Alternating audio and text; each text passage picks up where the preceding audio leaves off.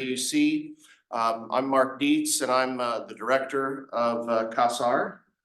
And I'm also an assistant professor of African and World History here at AUC. CASAR is a part of the School of GAP, which is focused on the practical application of much of the knowledge that is produced in a more theoretical sense in the School of HUS. So if you ever wonder like why we have different kinds of politics in HUS and politics in GAP, that's kind of the way I look at it. So, and I am fortunate to have the dedicated assistance of Yasmin Al-Ghazali, who is also an adjunct professor for our center. Hi, Nyla, welcome. And so today is my privilege to introduce my friend and colleague, Professor Kim Fox, to help us lead and moderate today's debate. This is Professor Fox sitting in the front here. Kim Fox is a professor of practice in the Department of Journalism and Mass Communication at AUC. She primarily teaches audio production and other journalism courses.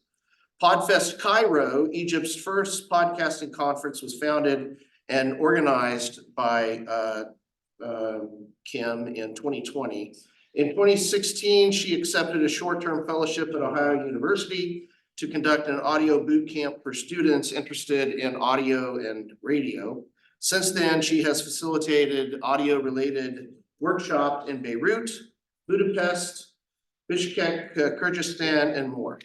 She has been a consultant on numerous audio-related projects, including the HUS Lab, an organized research lab on the AUC campus, as well as for the Enterprise Egypt podcast, Making It.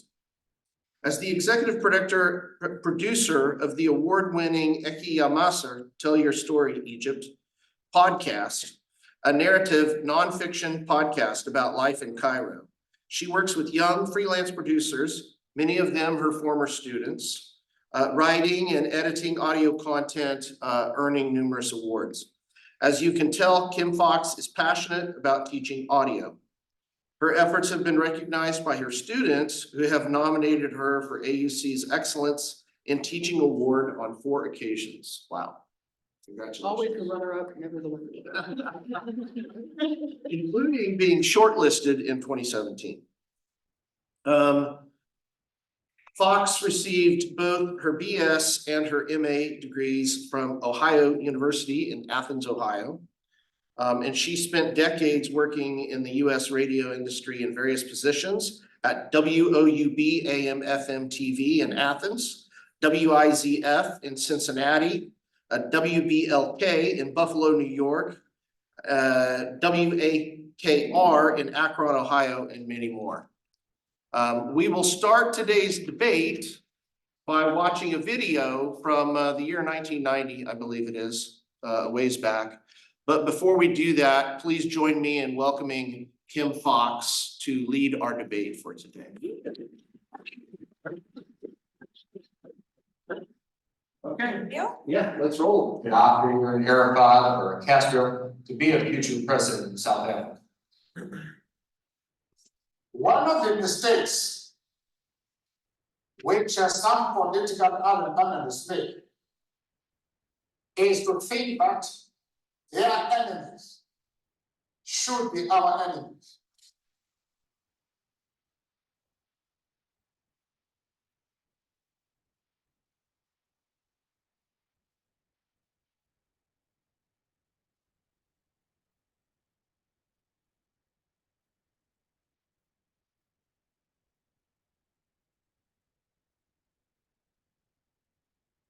That we can and we will never do. We have our own struggle, which we are conducting. We are grateful to the world for supporting our struggle. But nevertheless, we are an independent organization with equal policy. And the attitude of every country towards our attitude towards any country is determined by the attitude of that country to our struggle.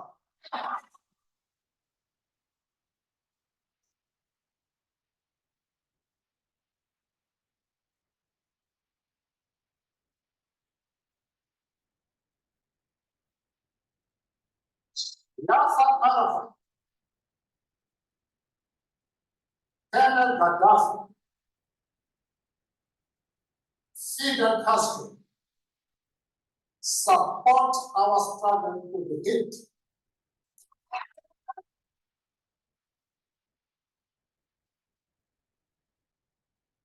There is no reason whatsoever why we should have any hesitation about hailing their commitment to human rights as they are being demanded in South Africa. Our attitude is based solely on the fact that they fully support the anti-apartheid struggle. They do not support it only in rhetoric. They are placing resources at our disposal for us to win this fight.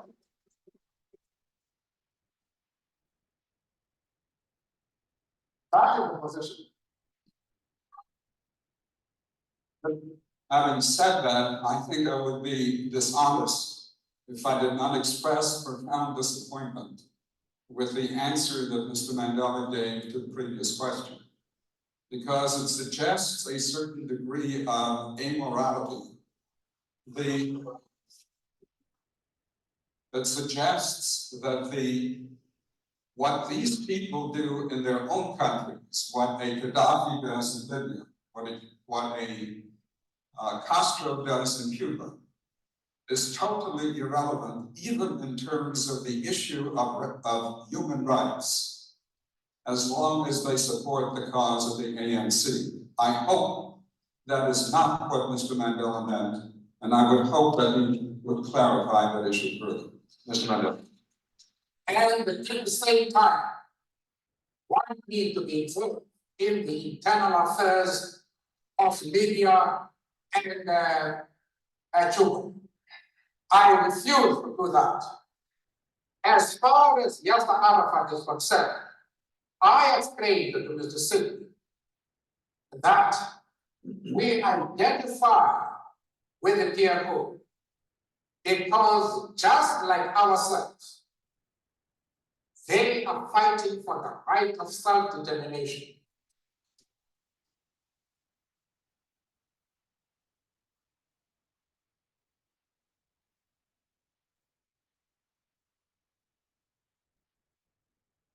I went further, however, to say that the support for Yasser Arafat in his struggle does not mean that the ANC has ever doubted the right of Israel to exist as a state legally.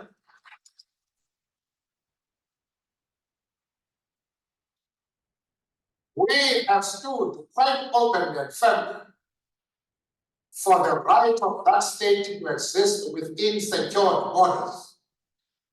But of course, as I said to Mr. Singh in Geneva and others, that we carefully define what we mean by secure borders.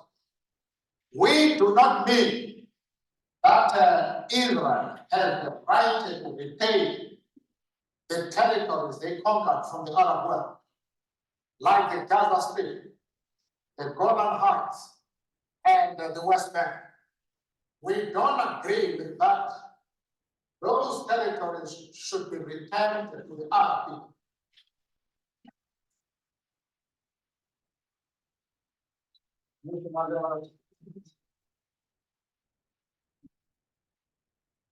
I also explained to Mr. Sigmund and company that in our organization, we have Jews. In fact, Mr. Gaddafi did not allow us to open our offices in Libya precisely because we had the courage to say to him, we work with Jews in our organization. And he didn't allow us to open an office until February this year, when he had to accept us as we are. We are not prepared to be swayed by anyone. We have an independent policy which we accept no matter with whom we discuss. The Jewish leader have any doubts about our state, I am prepared to address them and allay their concern, because they are a very important community, both in South Africa and of course in the States. And I'm prepared to iron out any differences that might exist. But they must know what our stand is. Arafat is a comrade in arms, and he treats it such. And as I have said, we have many Jews, members of the Jewish community in our parliament, and they have occupied very top positions. But that does not mean to say that the enemies of Israel are our enemies. We refuse to take that position. You can call it being political or a moral question, but for anybody who changes his principles depending on whom he is dealing with, that is not a man who can lead a nation.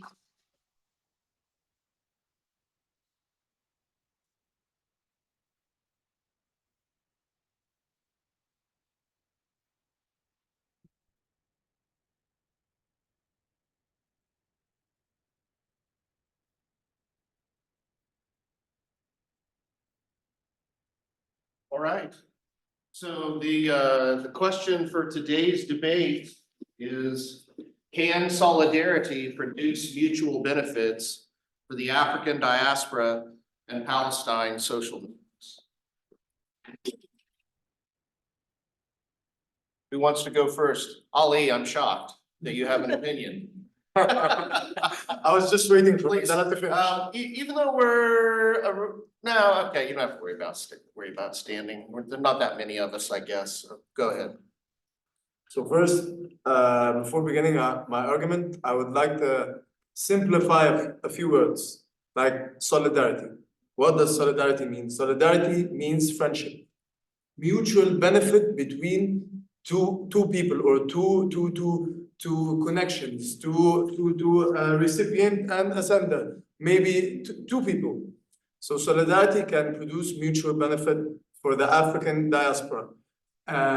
First, I'm going to tackle the African diaspora and tackle the speech that we just witnessed. This speech was Nelson Madela in the 1990s, addressing the apartheid system, or the South African apartheid system that started in 1948. Started from 1948 to 1994. And in the 1990s, Nelson Mandela was freed. He was in prison because he was part of the NAC, the National African Committee, that was against the apartheid system. So what is the apartheid system and how is it related to Palestine? The apartheid system is the racial segregation system that was enforced by the South African government that racially segregated the people of South Africa. It segregated them into 4 classes: the white class, black class, the colored or mixed race, like the Mexicans and the Indians, It was a class on its own. And they passed laws in a way, like they had like passes. They racially segregated the people to the extent, I'm gonna stand up. Yeah, it's fine. They racially segregated the people in every aspect of society. Like they had their own buses, their own beaches. Marriage between the classes was actually, it was prohibited. You could not do it. And actually, over the time, from 1940 to 1990, it intensified, just like what we are witnessing in Palestine. It's a 75-year struggle, and with each year passing on, the struggle or the oppression or the violence intensified until everyone is now aware. Like with the issue of Palestine, not everyone, or maybe most Western countries were not aware of the struggle, were not aware of like what the Palestinian people were going through, and they were getting the wrong idea or the wrong message that Israel is the one that was being attacked. I'm not going to get into that. I want to simplify the African diaspora, and then 1 more minute, Ali. okay. So they racially segregated the people into every aspect until they said no more. And it started from the 80s. And then it grew more and more until Nelson Mandela was out of prison and he was elected president then in South Africa. And I want to say it can mutually, I'm going to move on to African and Palestine, it can produce mutual benefit because both of them, I'm going to relate it to the saying, iron sharpens iron. Both iron-willed people, the African diaspora and the Palestinian people, both that went through so much throughout the history, like history tells us how these people were oppressed, like both of these people. And they both came out, like the African diaspora and the Palestinians are still enduring these, and the African diaspora are still enduring these challenges, like iron mind and willed people. So iron sharpens iron. And like we said, solidarity is like a friendship. They can share ideas, they can share beliefs, they can share solutions, they can share everything. So of course it is beneficial. Thank you. Thank you, Ali. Thank you. Okay, any responses? Either in agreement or countering Ali's opinion. Sure. Okay, I didn't prepare anything, even though I was supposed That's to. okay. but- No, you don't have to prepare anything. We're glad you're here. Please go ahead. Thank you. What's your name? Suzanne. Yeah, so I'm in agreement with what Ali said, 100%.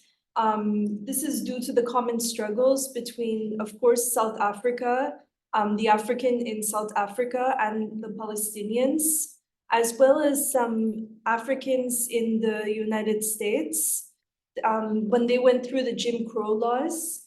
I mean, Jim Crow never ended officially. It's still going on through police brutality and systemic racism.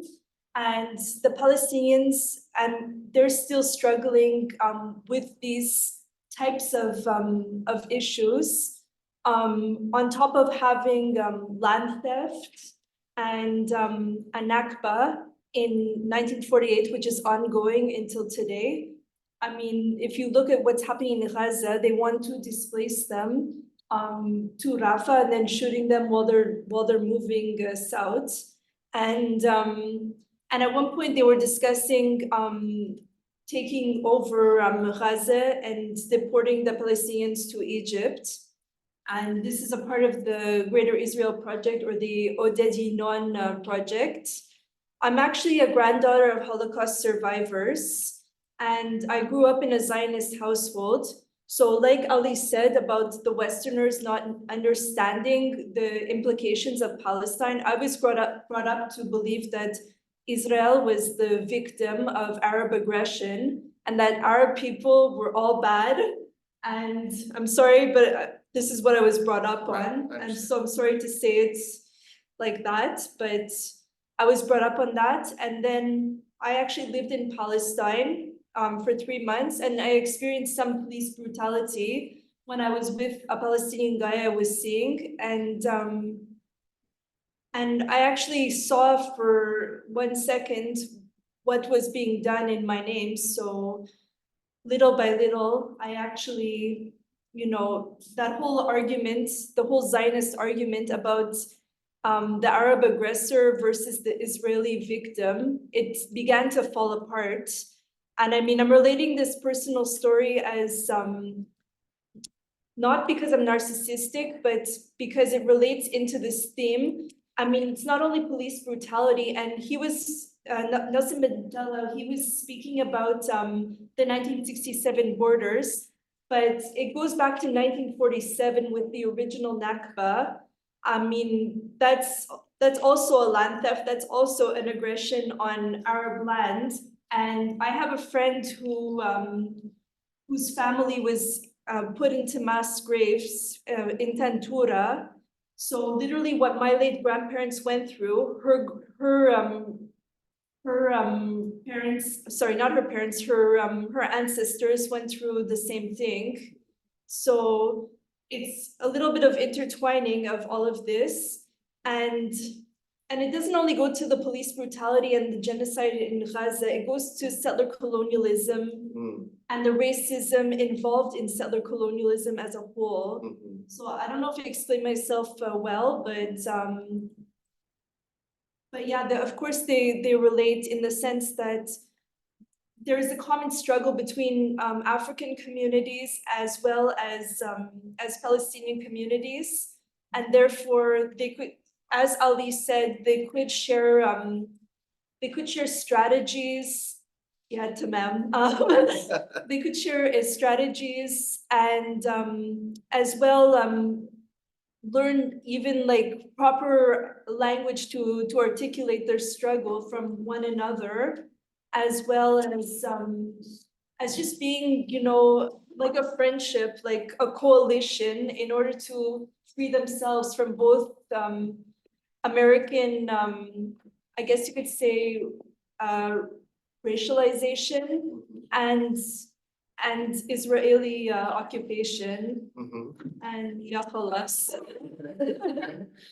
Welcome, ladies. You're just in time. We're debating the question, can solidarity produce mutual benefits for the African diaspora and the Palestine social movements?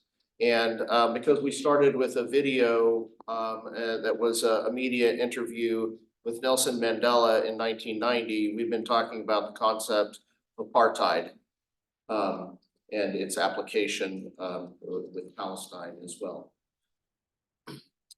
Okay. Noor?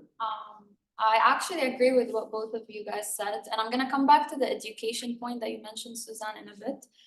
Now we both know that the Palestinian community and the African community have one thing very similar in between, which is the long history of colonization, the long history of ethnic cleansing, and that they are both displaced communities. They both went through aggression and dehumanization. Now, 1948 was a special year for both of them, the Palestinians and Africans. I mean, I'm going to specify with South Africans, and I'm sorry if my argument is mostly about South Africans, but the thing is, in 1948, the creation of the State of Israel was established, and then at the same time, for South Africa, the establishment of the apartheid regime was also happening, which makes 1948 such a big year for both South Africans and Palestinians. And there's a lot of common things that Palestinians and South Africans went through under these regimes, which were starting with the fact we know that whole concept of God's chosen people. And the thing is, the British colonialists also had that kind of belief that English-speaking Africans in South Africa were also believing in that they are the elites of the world and that they are God's chosen people. And they also believed in that concept of a land without a people for a people without a land. So basically, it was a very common point in between. And both the colonialists in South Africa and the Zionists in Palestine, they were both believing in or using biblical quotations and basically references from the Hebrew Bible to justify their apartheid, to justify their injustice against these people. There's also this common point that I want to mention, and it's about how, I'm going to use the quote of my favorite author, Ghassan Kanafani. He said that they gave you breadcrumbs and they expect you to thank them for it. And it's basically that if you realize during the apartheid regime in South Africa, the actual Black Africans were only granted 13% of their land. And similarly, Palestinians till this day are only granted like what's around 45% of their own land. So basically, they gave them this small percentage and they're expecting them to thank them for it. They're expecting them to be okay with it. May I add the laws? Obviously, there was the concept of the transit system law in South Africa, where people were basically put in specific spots or like geographical places.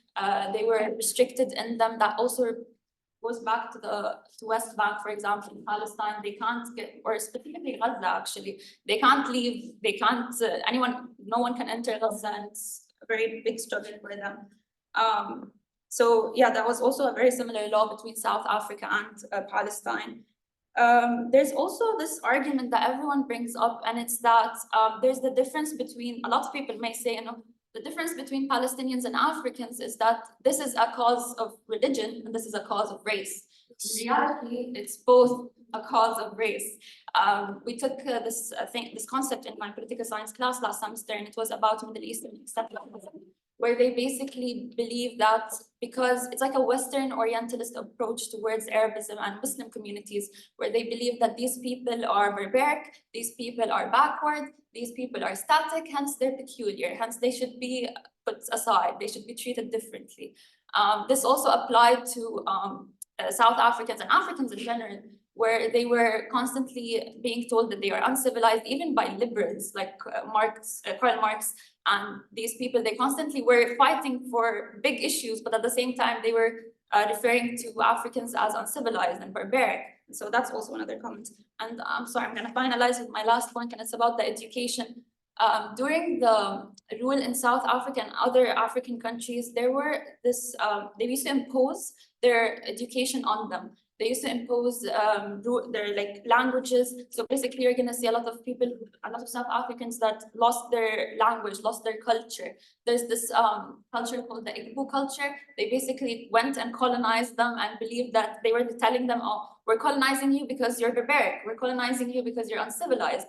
And basically, they justified it just like that. And that these people deserve to die because they don't fit into the agenda of the British colonial rule or whatnot. And that applied also to the Palestinian education, where that kind of education is imposed upon Palestinians in the West Bank. So yes, that's Ali, I want to say to note that I actually agree with everything you said, except one thing. That both of them are, you said ethnic cleansing, like Palestine, like Israel is performing ethnic cleansing. It's not about racial, it's not a racial issue. It's a political and religious issue at heart between the state of Israel and Palestine. We cannot say or compare it to the racial oppression that South Africa or the apartheid system applied to the South Africans. Because like I explained, apartheid is the word apartheid comes from the word apartness in the language Africans that the South Africans used. Apartness. We can say that Israel is an apartheid state because they apply the apartheid rules, but they are not racially. They're not racially. How do I say it in English? They're not. It's not a racial problem. It's not a matter with race. Just like, for example, if you ask a Zionist, explain the Israeli state without being political. It's simply a political movement. It's just a political movement of taking land and a religious belief. Just like that, you know, the Israeli flag. There are two blue lines on them. What do you know? What these blue lines signify?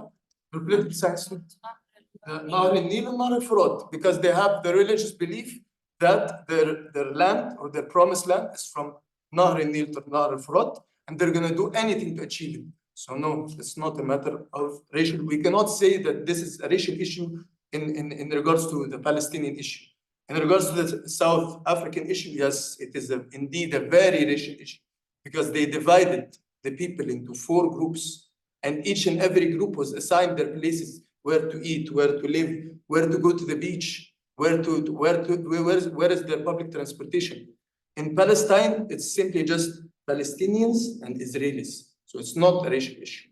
Okay, let's give Susanna a chance to respond, and then get some of the people that we have signed up. I think Layla is signed up, so we'll get Layla in there. Go ahead, Susanna. Actually, Ali, I beg to differ with you because there is a racial component within the apartheid system in Israel. Basically, there, even within the Jewish community, there is also like I guess you could say a totem pole where the Ashkenazim, who are the state founders, the Ashkenazim, the state founders who are European or Eastern European Jews, they're literally at the top of the totem pole. They basically, they designed the state for them, even though they later on, they used North African and Middle Eastern Jews to fill up the demographic void, and they're even considered placed under the Ashkenazi Jews. So when they came in, they actually sprayed these Jews with DDT. They even referred to them, like Golda Meir and many other politicians referred to them as being uncivil, and therefore there was a baby kidnapping campaign that they kidnapped a lot of Yemeni Jewish babies and said that they were dead and gave them to Ashkenazi parents in order to civilize the children. And then there was also Ethiopian Jews that came later on to further fill the void, and they forced them to have contraception. They sterilized them in order to, basically they didn't care about these African and Middle Eastern Jews. They cared more about filling up the demographic void, because at that point there was more non-Jewish Palestinians in the country, and they had more control. The population they had control over was non-Jewish, and therefore they needed to fill in the void with these Jews from like other places that have zero relation. So they brought them in, and they even put them on a totem pole. So there is a racial involvement. And besides that, there have been Palestinians that have converted to Judaism, and their conversions are either not recognized, like with the singer Nesrine Kadri. Her conversion is not recognized, and she even like totes all the Zionist lines. And then there was others that they didn't even get Israeli citizenship despite their conversion. So there is a racial element, absolutely. Leila? Yeah, hi everyone. I just wanted to add on from all three of you guys what you said. And I think that one very specific point that differs what happens in Palestine and Israel to South Africa is that in Palestine and Israel, what's going on is like settlements. They're not there to just like mediate with people. They want to take their spots. They want to, they want to like take over the land. What happened in South Africa was that these the white people coming from Europe, who obviously found themselves more superior, and they like quoted Charles Darwin, they're like, yeah, blah, blah, blah, blah. They wanted to exploit the Africans for their benefit. So they weren't intentionally trying to kick out the Africans. They didn't care less what they do with them. They just wanted them for their benefit. Just as we noticed slavery, we saw that in the United States, and we can see like many examples, unfortunately, with European colonizers in Africa. However, in Palestine, what we see is that there isn't like, oh, we're gonna exploit the Palestinians for like resources or like anything like that. No, we've come here. At first, we're gonna be like, sure, we could split the land, yada, yada, yada. But I think after these past couple of months and what we see from Benjamin Netanyahu, that clearly this isn't a matter of like, oh, I want to split the land. It's like, no, I want to kick all of you out, and I screw international law and screw anyone who tells me anything. And I will, and like anyone who believes the farce that like Palestinians are gonna come back to Gaza after they rebuild it, I'm sorry, that's, I mean, come on. I think that's a very important point. And I just wanna hop on the question because I did come in a bit late, but I want to understand when we are talking about how can solidarity produce mutual benefits, what exactly do we mean by mutual benefits? Are we talking economic stance, or are we talking in how like now Palestine and South Africa get like the recognition, and like what happened to these like natives are finally getting the recognition? So if we can just quickly discuss what we are talking about with mutual benefits, just so that I think we're all on the same page, that'd be fantastic. Yeah, so I think what we mean by that is basically advancing each group's interests, however they define those interests. Yeah, I was thinking the same thing in terms of it might be different for the different groups, but sharing knowledge, sharing processes. Some of you all mentioned some of these, you know, potential avenues, just learning from history, basically. Like, what do we learn from South Africa's experience with apartheid? So that could be one of the mutual benefits. Before we move on, I want to make sure that others who had signed up, if they're here, that they can have a chance to speak. Heya, Yolanda, anyone here? Anyone else on the list? Mohammed? Anyone else in the room who wants to jump in before we let rebuttals happen?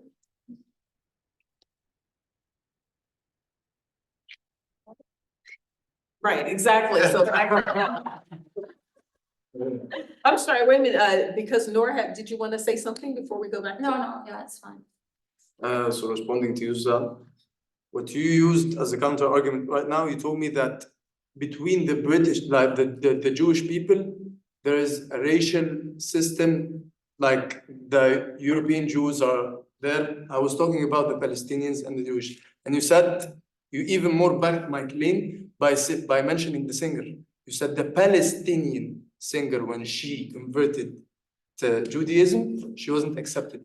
Why? Because she was Palestinian. Because the matter is political. Because there is animosity. There's conflict between Israel and Palestine. Would it be different, for example, if someone from the US converted to Judaism? It is different. Yes, because it's political. It's not political, it's racial actually, because Then why? it's like, Nationality. for instance, a white. Political nationality is. Well, I'm not saying that it's not political, but it does have race into it. Especially if Exactly. you, I'm sorry, I interrupted No, you. no, it's fine. Especially if you see the videos that are going around on the internet, when Israeli citizens are expressing their hate towards Palestinians, they don't refer to them as Palestinians, they refer to them as Arabs. They have, I'm not gonna say all of them, but they have a discrimination against Arabs as a race, not as Palestinian. Obviously, there is a political stance in it, that's definite. But I'm talking about the race part is still there, it's still prominent, which makes it very common with what's happening in South They Africa. refer to us Egyptians are Arabs, but ethnically we are Egyptians, we're pharaohs. And they say Egypt is an Arab state. Saying Arab does not mean it's a racial issue, because Palestinians ethnically are not Arab. Because I just wrote a paper for a political science course I'm taking right now. It's called Arab Spring in the Arab Eyes. And I wrote another one, it's called, I can't remember which one I wrote it for. I think it was called Cross-Cultural Perception. And I mentioned about the ethnic background of the Palestinians. And I researched about the topic. Yes, Egypt, Palestinians are Arab states, but because we have certain, which we share common characteristics. The Arabic language, Christianity, Islam, this is why we are called Arab, not because of our ethnicity. Palestinians are because they are called Arabs, does not mean it's a racial. And what I wanted to tell you that I wanted to ask you a question. If a US singer and a Palestinian singer, just like your example, if the US singer converted to Judaism, which Would be recognized. It Then- happened actually with the white. if a black US, like African, sorry for using this term, I'm sorry, let me finish. I was saying a white South African, actually like an evangelical, she converted to Judaism in order to literally settle on West Bank land. Her conversion was recognized and she went there and lived as a settler. And whether Arab is a race or not, they use it as it's not only political, because I mean Arab, they use it in order to erase Palestine. It's purely erasure. And second of all, they use it in order to distinguish themselves from the Palestinians, whether they're Arabs or not. I mean, it is a racial argument on their part. And there are even some Arab Jews that are brainwashed by the Alliance Israélite Universelle schools. They're literally taught that they're not Arab, they're Jewish. So there is definitely a racial element in there. It's not only political and religious. Okay, let's get African American US citizen converted to Judaism, and then a Palestinian African American or a Palestinian white converted to Judaism, who would be accepted and who would be refused? Both would be refused. On what basis are you saying that? This is somewhat hypothetical. Can we let's get Naira's voice in. Yeah, first I'd like to add something to what this argument is about. I think definitely there is, at least in the world's reaction to the issue and the world's involvement towards the issue, there is a racial element because, again, no one would have just so easily gone with there's a terrorist group in Ukrainian land, so Russia must come in and help them immediately.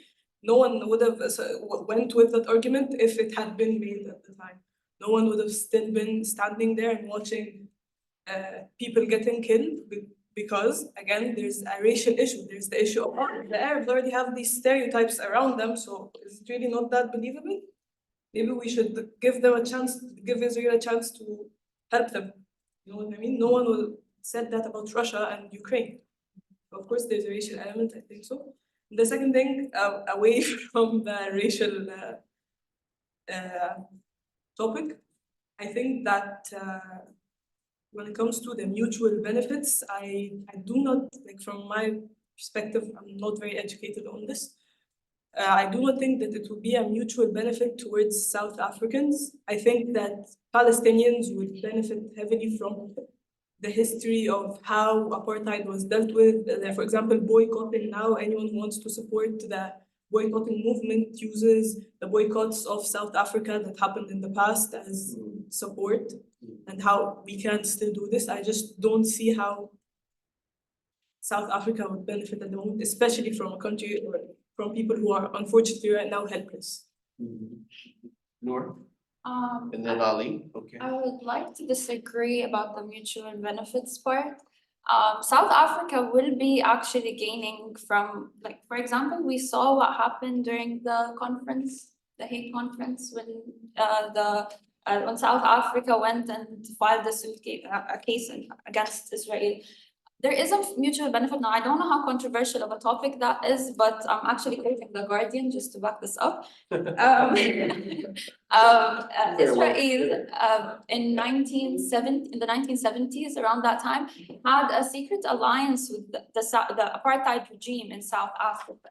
So when the South Africans today, after gaining their independence, go up and try to go against Israel, not only are they helping the Palestinians, but they're only gaining benefits, because to them, for one, Israel was actually the only country who was supportive of the apartheid regime of South Africa.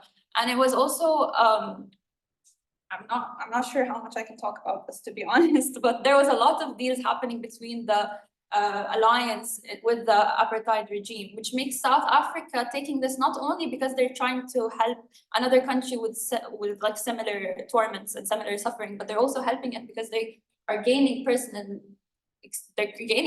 gain out of this. They're getting their own personal benefits. So yeah, there are mutual benefits somehow. When it comes to South Africa specifically, I don't know about the rest. I'm just like, not educated about it. But South Africa specifically, yes, they do have mutual benefits. You say it's like a benefit of like power in front of the world, a little bit of like them kind of regaining a bit of the like. No, it's more of like a past personal issue, where they saw that this country was supportive of of us being colonized. This country was supportive of an apartheid regime against us. Hence, we should be defending it now that we are independent and others are not. We should be going against it now. In response to what you said, I apologize. Do you think there could be any political motivations regarding South Africa? Because I feel like in the world we live in today, there's no one that does anything for free, and there's no one that does anything for empathy, especially on a large scale country, especially considering South Africa stood in front of the ICG. And I definitely don't think respect to Africa and respect to South Africa, they're not doing it for free. Do you think they, after what happens in Palestine and Gaza, like blows over, do you think they would come to the Middle East and be like, we helped you with this, quote unquote, unquote, can you help us with that? I don't necessarily know in that aspect, but I do know from what I've searched so far that South Africa, like Palestinians, like the Palestinians all over the world, not just in Palestine, they do want an end for that, not just the genocide. It could be actually more than that. They don't want the settler colonialism anymore, because it's been a bit too, it's something that they had a past with, it's something that they went through. So it's a matter of a principle.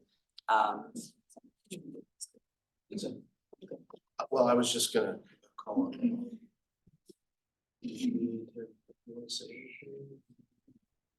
I'm sorry, my apology, I have class at 2 on the other side of the campus. You know, I need that time to get there, I gotta get signed into the computer, it's the whole thing, right? But I have the winning argument, خلاص, it's in my mouth. I can listen while I pack up. Is that okay? Okay. And I forgot what. I'm sorry. What was I going to say? Ah, yes.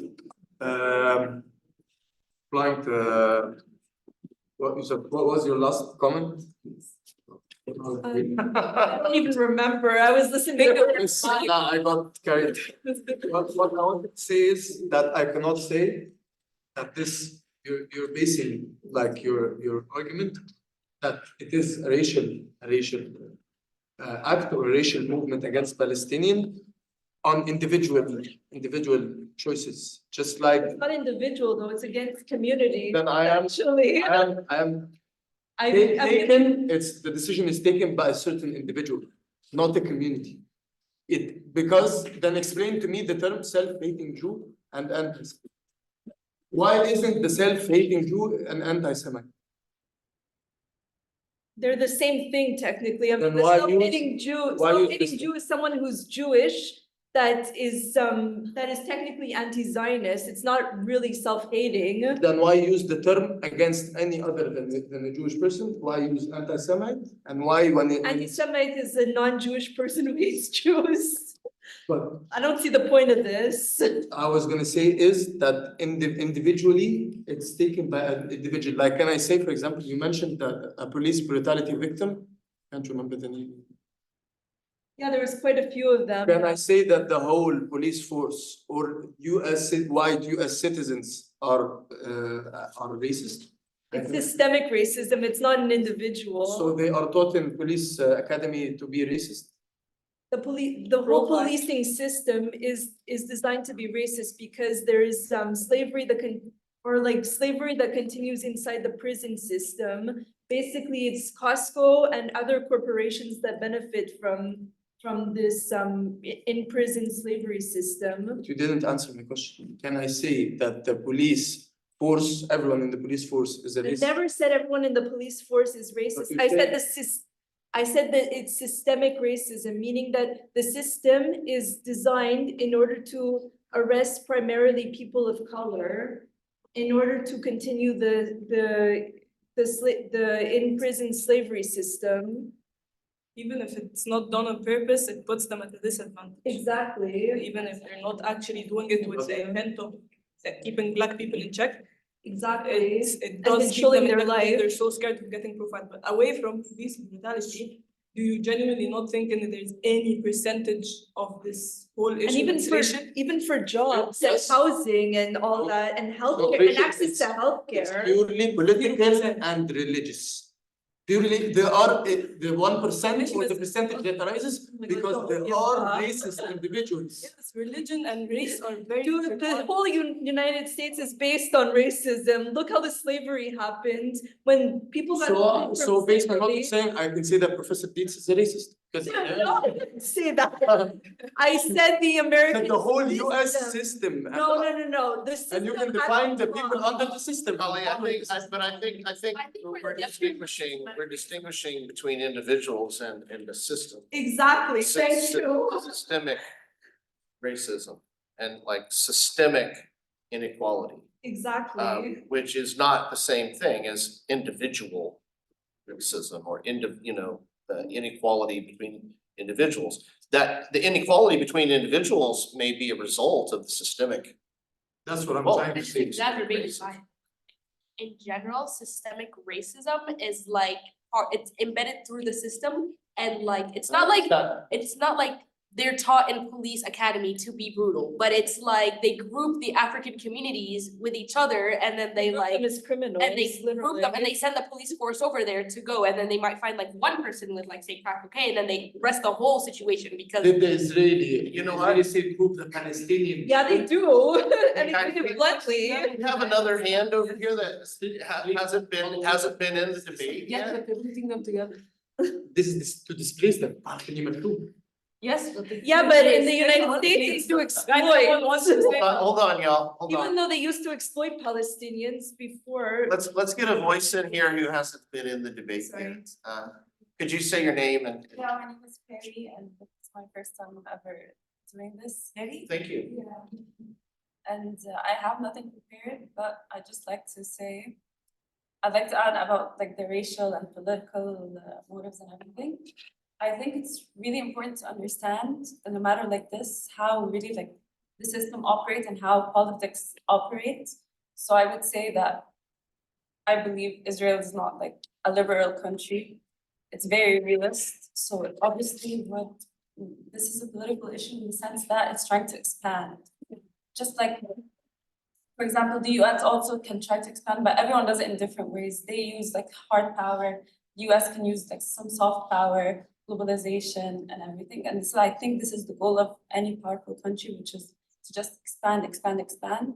And with Israel, it's really obvious because it's trying to take a land and they're trying to push them away and expand their land. So I think it's a very, very tiny part of it that's racial, and more of it is just to gain more power. And it does that. More territory. More power, more territory, and more sympathy from, for example, like the Middle East, they already used their soft power, Saudi Arabia, UAE, and everything. So I think it's more political when it comes to just how we operate. All right, thank you, Patty. We probably need to wrap it up. People are waiting outside to come in and start class. Any final 30-second statements, Suzanne? I'll be really fast. As Nelson Mandela said, it wasn't shown in the video, at least not that I heard. No one's free until the Palestinians are free. So this is a common struggle. That's the only thing I have to say. Okay, great. Yes, please. Even though, I'm sorry, I came late, I tried my best to. Sure. But, so I'm not getting the full gist of said earlier, but just off of what I heard. I think an important point to make is that, I think that there is, sure, like you could say there's religion and identity involved, but it's used, it is politicized, and just to kind of also consider how things like sure identity and religion for certain people, they have they're tied to the region and what's happening is for religious reasons, and maybe, you know, there is identity involved in it, like the question of the Jewish state. And let's say it was around 2009, they made it a requirement in the peace accords that they had to recognize that it was a Jewish state in the negotiations. So what is Jewish? So there's definitely identity politics involved and religion that is politicized. Yeah. So I do think though at the end of the day, it is a political and there's a systemic occupation going on that uses religion and identity in politics, politicizing it. So Yes. just to consider that as well. Okay, thank you very much. Thank you all for coming. We really appreciate your presence, your input. We'll have another one of these coming So, yeah, on the on occasion, March 7th. this month we're Should doing. then be allowed to vote on abortion legislation. National Women's Month, Women's Day this month, precisely next Friday, so this is on occasion of next, We're trying to avoid controversy. try. Emails will go out tomorrow anyway to everyone, so. There's a coffee outside and refreshments. so Yeah, help please yourself. take a bottle of water, some coffee, something, and have a Thank great you, day. everyone. I got you down. I love how I ended it. Thanks, man.